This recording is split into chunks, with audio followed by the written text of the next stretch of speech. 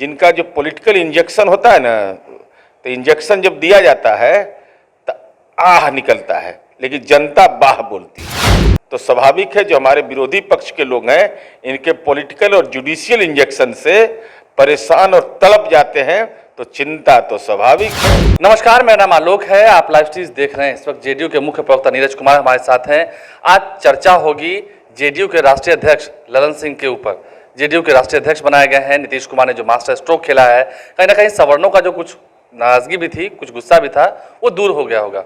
इस वक्त नीरज कुमार के साथ है। जो नीतीश कुमार ने फैसला लिया, जेडीयू ने फैसला लिया, कार्यकारिणी की बैठक में जो फैसला हुआ, ललन सिंह को राष्ट्रीय अध्यक्ष बनाए जाने के बाद कितनी खुशी है, क्या बात? देखिए, जननायक कर्पूरी ठाकुर के सानिध्य में राजनीतिक जीवन की शुरुआत कर माननीय नीतीश कुमार जी के सानिध्य में और सहयोगी के रूप में आदरणीय ललन बाबू की प्रभावकारी भूमिका रही है। और 2005 का विधानसभा चुनाव और उसके बाद सरकार का बनना, उसमें प्रदेश अध्यक्ष के रूप में इनकी महती भूमिका रही। तो उसमें तो बड़ा दायित्व था, प्रारंभिक काल था और बिहार अराजकता की स्थिति में था। ऐसे में संगठन को नियंत्रित करके सरकार के सांचे में ढाला। तो स्वाभाविक है ललन बाबू की भूमिका बड़ी है। पार्टी के हर कार्यकर्ता के मन में ये आत्मगौरव के साथ साथ यह अनुभूति हो रही है कि समता पार्टी के कार्यकाल के जो हमारे साथी हैं, उन साथियों के अंदर में आंतरिक खुशी है कि माननीय नीतीश कुमार जी ने अपने सहयोगी को महत्वपूर्ण दायित्व दिया है। अब बेचैनी तो है नहीं, बेचैनी नहीं। हम बात इसलिए करें क्योंकि आरजेडी के लोग कल कह रहे थे, कल तेजस्वी यादव भी कह रहे थे कि भले ही किसी को भी राष्ट्रीय अध्यक्ष बना दिया हो, ललन सिंह को बना दिया हो, लेकिन जनता जो है वो जेडीयू नीतीश कुमार से काफी नाराज है। देखिए, विपक्ष के नेता माननीय तेजस्वी यादव को राजनीतिक रूप से परिपक्व होना चाहिए।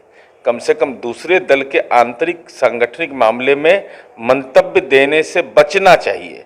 साथ ही साथ पारिवारिक लिमिटेड कंपनी नहीं ना है हमारे यहाँ। तो यह नहीं है कि एक ही परिवार में जन्म लीजिएगा फुलवरिया में तब आपको सर्टिफिकेट मिलेगा, नहीं तो नहीं मिलेगा।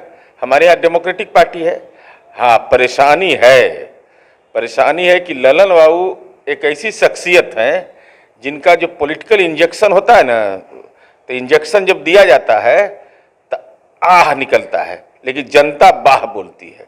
तो स्वाभाविक है जो हमारे विरोधी पक्ष के लोग हैं, इनके पॉलिटिकल और जुडिशियल इंजेक्शन से परेशान और तड़प जाते हैं, तो चिंता तो स्वाभाविक है। क्या लगता है बिहार में आरजेडी और कांग्रेस की चिंताएं बढ़ेंगी इससे? अरे हम तो कहे कि जो भी राजनीतिक विरोधी हैं, ललन बाबू का पॉलिटिकल इंजेक्शन, राजनीतिक जो इंजेक्शन देते हैं और जो जुडिशियल न्यायिक इंजेक्शन, कानूनी प्रक्रिया का इंजेक्शन, वो बड़ा ही कड़ा एंटीबायोटिक होता है। वो तो होम्योपैथिक इलाज भी करते हैं, लेकिन इंजेक्शन देखे ना, राष्ट्रीय जनता दल का विधानसभा चुनाव समय क्या हो गया, कितने विधायक उनके टूटे। विधान परिषद में क्या हुआ, कांग्रेस का क्या हाल हुआ, अब देखिए हालात। आगे से हो सकता है, इसलिए कि लोग उन पर भरोसा करते हैं कि ललन बाबू ने अगर कह दिया तो वो लागू होगा। और माननीय मुख्यमंत्री नीतीश कुमार जी की कार्यशैली है कि समाज के सारे तबके के लिए काम किया है। किसी को आहत होने की जरूरत, कोई आहत नहीं, सबका सम्मान नीतीश कुमार जी की पूंजी है। नीरज कुमार तो इशारों में ही कह ना भाई कि आरजेडी कांग्रेस लोग संभल के चले, इंटैक्ट होकर रहे, नहीं तो टूटेंगे।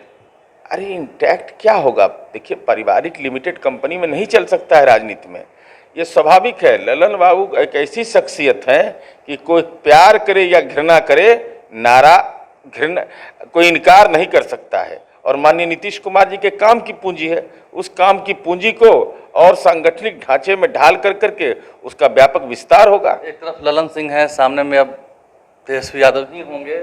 अरे भाई, तो तेजस्वी यादव तो मान ली उनके लड़के हैं, मुकाबला कुछ देखते हैं। अरे उनके लड़के हैं ना भाई, उनके पिताजी को ही ललन बाबू का नाम याद पड़ता है रात में। ललन बाबू नाम है तो उनके पिताजी भी याद करते होंगे कि ललन बाबू कौन चीज है।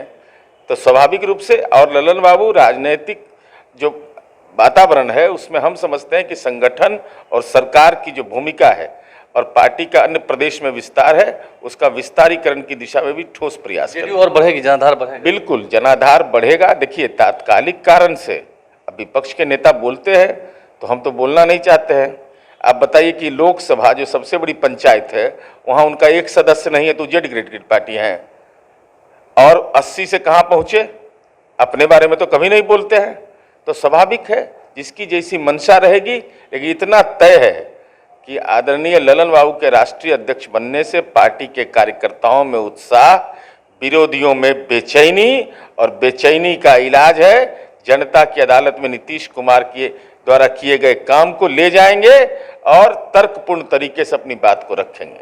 देखिए, ललन बाबू का इंजेक्शन पूरे बिहार में लोग जानते हैं, पॉलिटिकल पंडित तो खूब समझते हैं, विरोधियों को भी समझना चाहिए और डर और बेचैनी तो खैर विरोधियों के अंदर होगी ही।